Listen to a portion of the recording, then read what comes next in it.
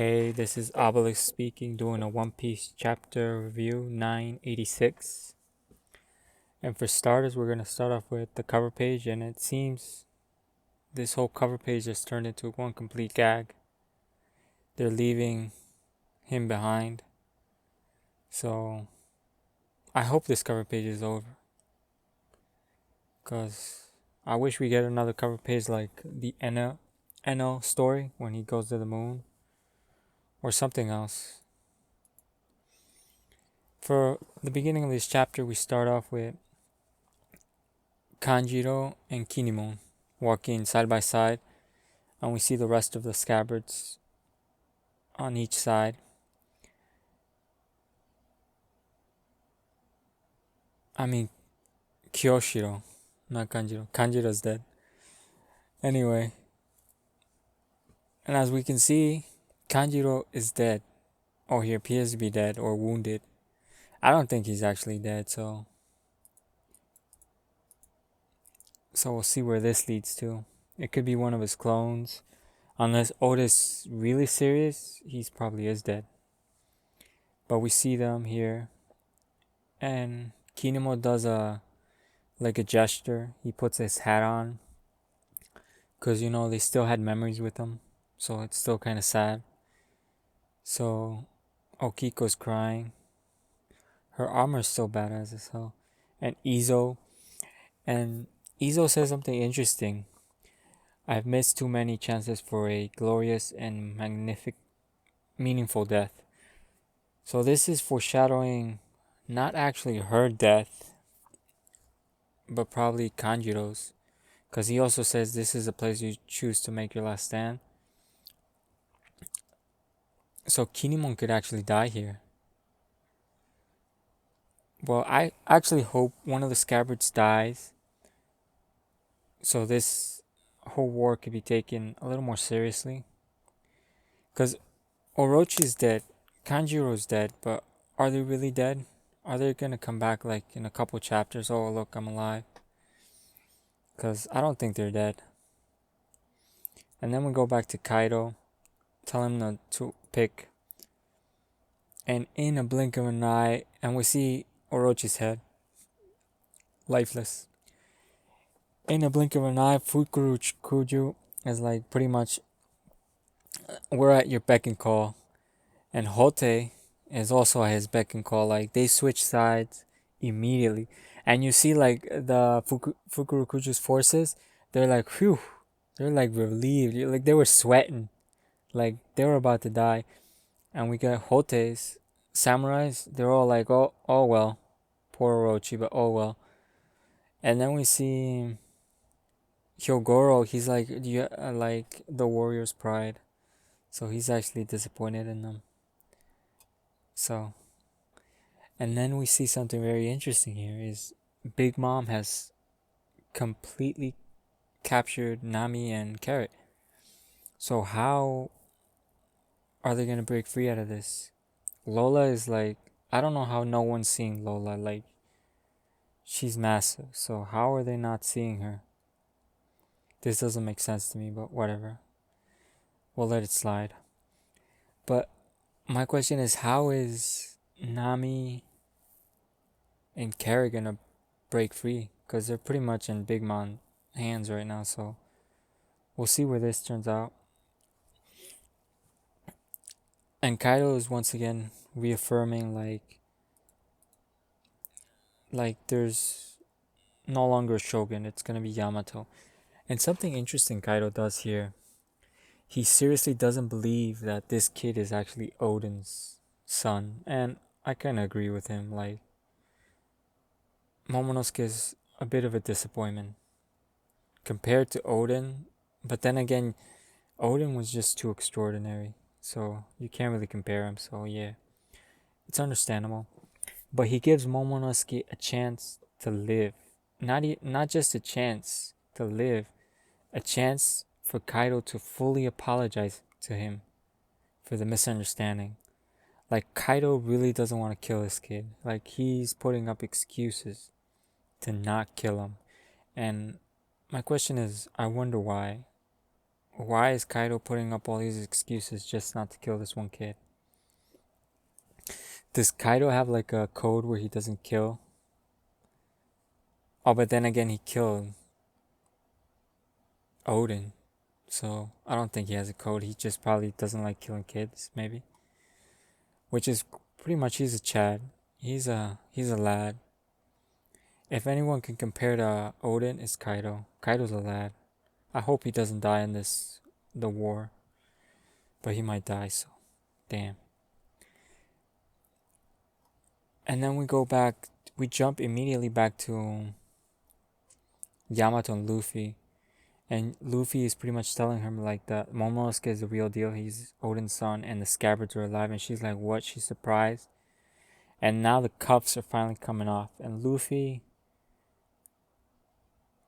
well, what this shows me is that he hasn't fully mastered it. If he has to focus and like not focus around, like he has to actually focus to do it. It's not natural.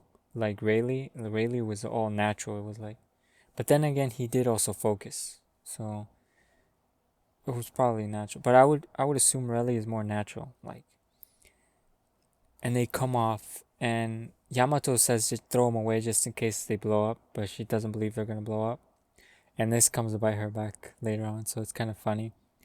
I like Yamato more and more, just like Oti. And then we see that their location, Luffy's and Yamato's location, is known, and now we see some potential fights here as who's who, and Ulti. Ulti looks fully recovered. There's no blood on her mouthpiece or anything. She's like fully recovered.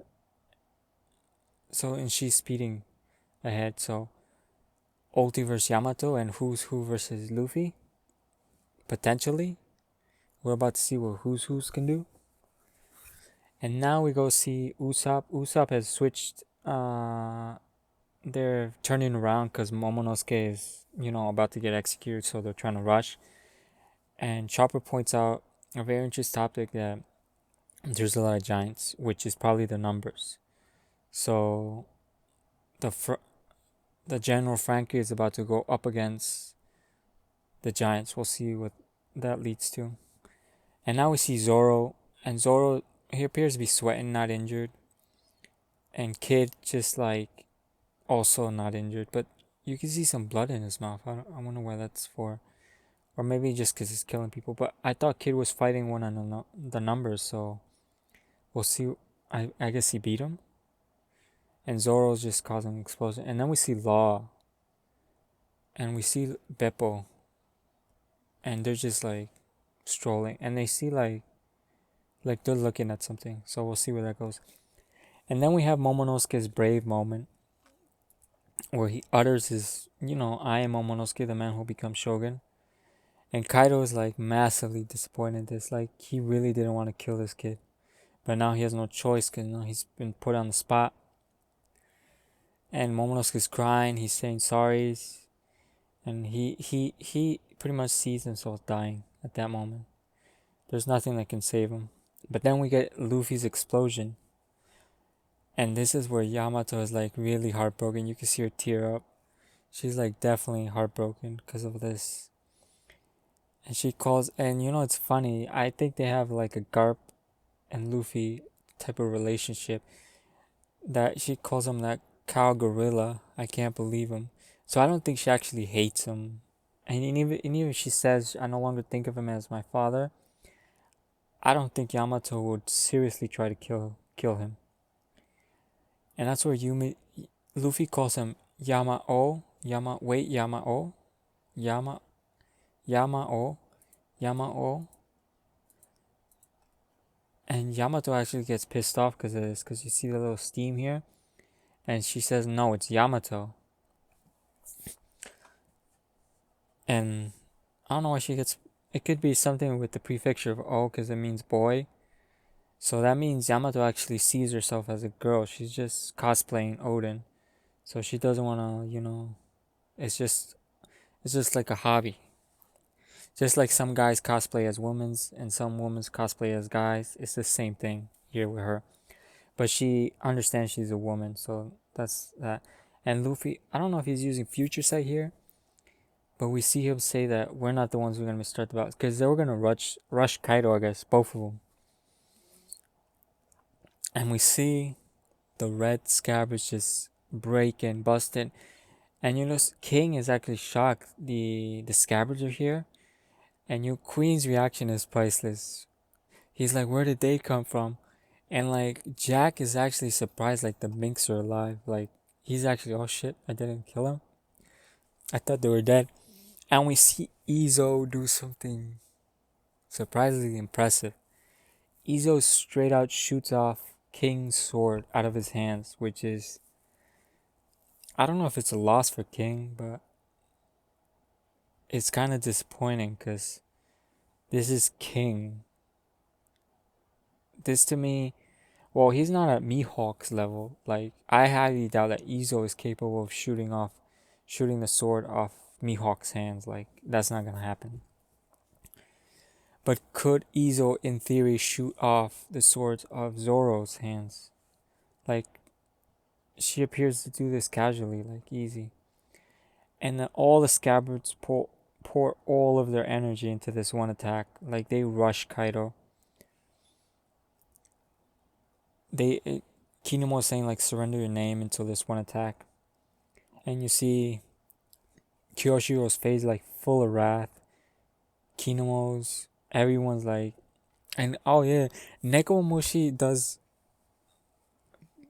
take I guess no more Thunder Bagwas for Kaido because Nekomamushi disarms Kaido. This is shocking. This is surprising. And then we see Kaido's like, no big deal. I'm disarmed and your swords can't do nothing to me. And then Kaido gets PTSD like quick. He gets Odin's, like he's seeing Odin right now. Never come that time when he said never come back to Wano. And he's like, Odin. So Kaido's legitimately seeing Odin here. Like he's getting a flashback here. To me, what does that mean? Could that mean the equivalent number, like all the scabbards here combined, do they equal Odin? And I mean that in terms of strength. Do they equal Odin? Are all the scabbards here combined with their strengths all combined equal to Odin's strength? And this could be no. I don't think Kaido is hurt or nor pierced nor blood. And the reason why, because this is Odin in the past. As far as we know, Kinemon hasn't changed. He hasn't done any training for 20 years. He's been in like a time bubble. The only ones who should matter here is Kyoshiro, Nekomamushi. I forgot the other one's names. God damn it. Inuarashiki. Kiko, like no, he was in that time bubble too. And so the only ones who've actually improved in strength are Nekomamushi, Inuarashiki, Kyoshiro, and Shutenmaro. Yeah, Shutenmaro, I think that's his name. Shutenmaro. Those are the only ones who've been like honing and training. Especially Kyoshiro, because Kyoshiro stated that. Because I don't think they leveled up or anything, because Momonosuke is still the same weakling, so I don't think you can do training in a time bubble, so. And we see that they are able to push Kaido down, and they're like literally falling into the water. And we'll see where this turns out. And we see Izo and Kappa Man, the Fishman. I forgot. Oh, Jesus, fighting King. So I don't think they're actually injuring Kaido. Kaido's just gonna like, it's gonna be nothing to him. But then again, why did Kaido have a flashback of Odin? So this is interesting. So you could see like Kaido actually really respected Odin. So we'll see where this next chapter goes. And everyone else is saying like, there's like, stop drinking, grab your weapons. This is a raid, and then use snatch, the word that actually Zoro taught Momonosuke, and it's a raid. So this is pretty much this beginning of the battles. So right here is when all battles start to break out, and everyone starts going. Their opponents start getting picked, and I don't know what to expect next chapter. So I'm hoping Kaido just like grabs Nekomamushi by the head and uses him as a mace and just Thunder Bagwas everybody else with Nekomamushi. That would be hilarious. And also showing like Kaido's no joke, he's a Yonko. And plus, what are they gonna do? Big Mom is right in the bottom, I think. Big Mom is there, like, I don't know. Anyway, that's it. Thank you for watching. Have a nice day. Hope you liked it. Thank you very much. Obelisk out.